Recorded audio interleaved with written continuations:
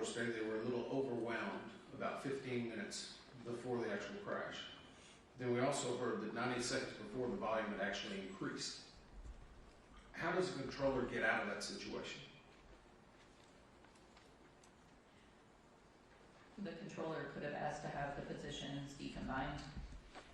And I guess from a practical point of view, you've got people that are in the tower working at that moment, and then you've got people that are in a break room that are several floors below. Is that correct? Correct. So if I'm 90 seconds, my volume picks up, and I say I need help, how long is it going to take to get somebody up there to help them?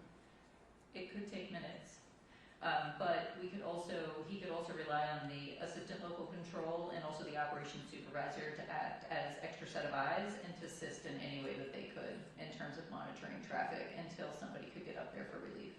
But the assistant local controller was already supposed to be the other set of eyes, right? She was an extra set of eyes, yes. Had she known that the controller was overloaded and needed help, she also could have potentially stopped writing down helicopter information and also started monitoring traffic for him if he felt that there was an area that she needed to focus on. And in this case, the role of that supervisor is to be monitoring all of this. Is that correct? Yes. So what role did they have in monitoring this? They were on station for 4 hours, and I know we kind of talked about that, but in this case, the supervisor should be the one who starts to realize it before anyone else, right? Yes, which is why we've recommended the threat and error management training, which we believe would help with that, as well as a risk assessment tool that they can use in real time. So was that supervisor the one that actually received it out of the 5? He received a workshop with that same name a year or two before. I think it was 2014. So it was technically before the 2017 response that we had from the FAA. So we don't know what was included in his 2014 training.